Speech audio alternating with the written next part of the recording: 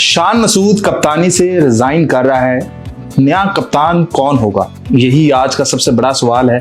Babar Azam resign करता है, नया कप्तान कोई होता है। शाहीन शाह अफरीदी रिजाइन करता है, नया कप्तान। फिर उसके बाद मोहम्मद रिजवान, फिर नया कप्तान। सलमान अली आगा, फिर नया कप्तान। शान मसूद अगर रिजाइन करता है तो पाकिस्तानी टीम के अंदर कप्तान कौन होगा? आप सिस्टम को नहीं पहचान रहे कि असल सिस्टम में गलती है। सलमान अली आगा की कप्तानी में भी गलती है कि वो एज ए लीडर अच्छा नहीं।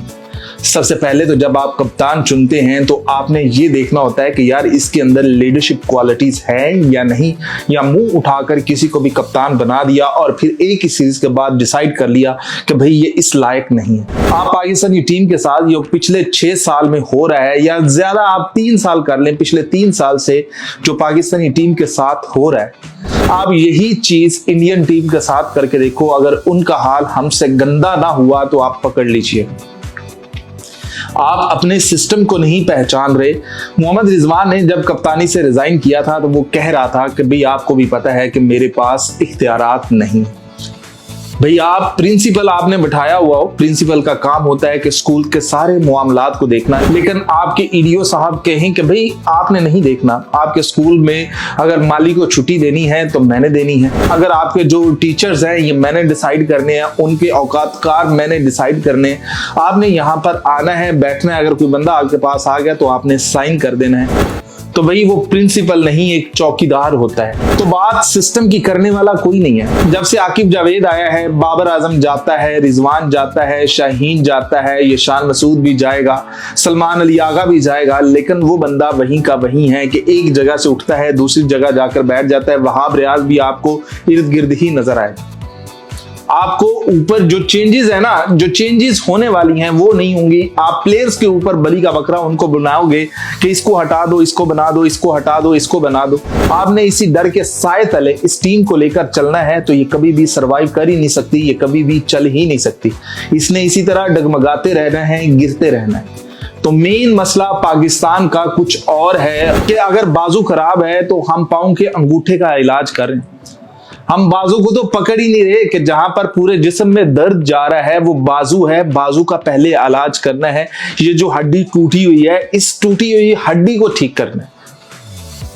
तो भाई आपको हर जगह कमियां नजर आती हैं। वही बंदे की फिर आपको एक मिसाल देता हूं कि एक बंदे की उंगली टूटी हुई थी, तो जहां वो अपने जिस्म पर हाथ लगाता था ना, तो डॉक्टर को जाकर बता रहा था, देखिए डॉक्टर साहब मेरे यहां पर भी दर्द हो रहा है, यहां पर भी दर्द हो रहा है, कि जहां मैं हाथ लगाता हूं हर जगह मेरा दर्द ही दर्द है। कि पाकिस्तानी टीम के बॉलिंग के अंदर हमें मसले नजर आते हैं, पाकिस्तानी बैटिंग के अंदर मसले नजर आते हैं, कप्तानी के अंदर मसले आते हैं, लेकिन वो उंगली तक जा ही नहीं रहे। तो डॉक्टर ने कहा कि बेटा आपके जिस्म में मसला नहीं है, आपकी उंगली टूटी हुई है, और जैसे ही उंगली ठीक होती है उसके जिस्म की दर्द ठीक हो जाती है। तो मसला सिर्फ उस उंगली का है।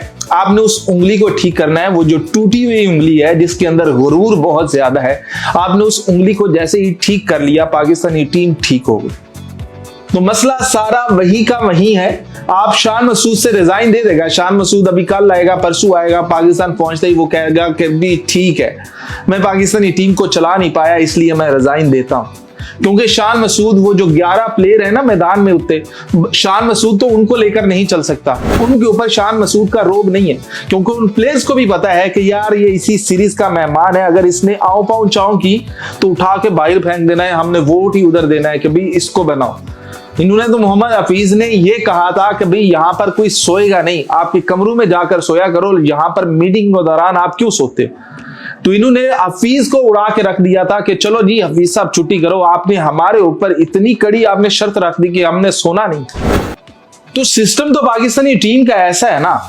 आप कह रहे हो कि भाई शान मसूद को कप्तानी से हटाना है, तो बता दो कि भाई बनाना किसे होगा ना। कोई आपकी ही नजर में कौन होगा? हारिस रऊफ रहता है मेरा ख्याल है पीछे, वो अभी तक पाकिस्तानी टीम का कप्तान नहीं बना, तो बना देते हैं उसे। अजान अवैस का पहला मैच था, 2 मैच वो भी खेल चुका है, बना देते हैं उसे। कामरान गुलाम काफी अरसे से बाहर बैठा है, वो उसे वापस लाते हैं और कप्तानी भी थमा देते हैं उसे। मतलब किसको बनाना है? बाबर आजम को बार बार बाबर आजम को ही बनाना है। कल को आपको बाबर आजम की कप्तानी के ऊपर फिर आपने कीड़े निकालने हैं, तो उससे बेहतर नहीं है कि बाबर आजम से बेहतर कोई ऑप्शन और ढूंढ लो आप। एक ही बार कप्तान बनाओ ना, जो 2027 का वर्ल्ड कप क्या 2029 का भी वर्ल्ड कप खेले, ऐसे 3-4 साल जो वो पाकिस्तानी टीम के लिए कप्तानी कर रहा हो, पता चले कि ये कप्तान है। ये क्या कि एक दिन का मेहमान हुआ, एक सीरीज का मेहमान हुआ, हटा दिया, दूसरे को लगा दिया। हमें मसला है शान मसूद कप्तानी के लायक नहीं है, वो अच्छा लीडर नहीं है, क्योंकि मैदान के अंदर लीडर जो है वो लड़ता हुआ नजर आता है, टीम को लड़ाता हुआ नजर आता है। जो चीज लैक करती है शान मसूद के अंदर, शान मसूद वो वाला रोब रख ही नहीं सकता, वो है ही नहीं। तो किसे लाना है फिर, कौन होगा फिर? क्योंकि Pakistani team day by day नीचे जाती जा रही है, और जो ऊपर वो उंगली टूटी हुई है ना, उसको सही नहीं करोगे, ये टीम और टूटती चली जाएगी डे बाय डे। तो इसको ठीक करना जरूरी है। हम लगे पड़े हैं कि यार ये नहीं ठीक, ये नहीं ठीक, ये नहीं ठीक। और भाई कौन है फिर ठीक है? आप भी अगर देखेंगे ना तो पाकिस्तानी टीम के अंदर आपको भी कोई कप्तान नजर नहीं आएगा। या फिर ऐसा कह दो कि शाहीन शाह अफरीदी, वैसे तो पाकिस्तानी टीम ने उसे ड्रॉप कर दिया दूसरे टेस्ट के अंदर, लेकिन वो कप्तान बहुत अच्छा, उसने 3 जो है T20 तर्ज की एक PSL है उसके अंदर ट्रॉफी जितवाई हुई, बनाया हुआ तो उसे हमने ODI का कप्तान। सलमान अली आगा ODI का बेहतरीन बैटर है, टेस्ट का बेहतरीन बैटर है, लेकिन हमने उससे T20 का कप्तान बनाया हुआ। तो मेरा भी इस सिस्टम को देख लो ना। बात अभी सिर्फ इतनी होनी चाहिए कि रिजाइन शान का आता है, आए ना आए, लेकिन एक बंदे का आना चाहिए कि वो पाकिस्तानी टीम से अपनी कंपनी लेकर दूर चला जाए, और उसका नाम आकिब जावेद है। और भाई हमें जो फॉरेन कोचेस है ना वही ठीक थे, कम से कम वो बाहर से पर्चियां तो नहीं लाते थे। हमें जैसन गिलेस्पी चाहिए था टेस्ट के अंदर, लेकिन इस बंदे ने उससे क्या भाई जलील करके निकाला है। तो जो उंगली टूटी हुई है ना, उस बंदे का इलाज करना है। हम इलाज क्या कर रहे हैं कि भाई मोहल्ले में चोर आता है तो हम क्या कर रहे हैं कि हम जाकर कंप्यूटर इंजीनियर को पकड़ रहे हैं कि भाई तू क्या कर रहा है। पकड़ना हमने गार्ड को है, चौकीदार को है। तो भाई मसला पाकिस्तानी टीम के अंदर कहां पर है ये पूरी दुनिया को नजर आ रहा है।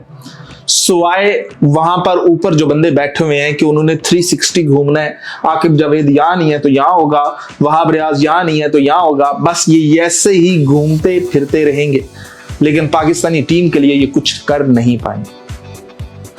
तो भाई ख्वाहिश ये है कि पाकिस्तानी टीम के अंदर सही वाली तब्दीली आए। ये शान के रिजाइन से कुछ बेहतर नहीं होने वाला, कोई 19-20 भी नहीं होने वाला है।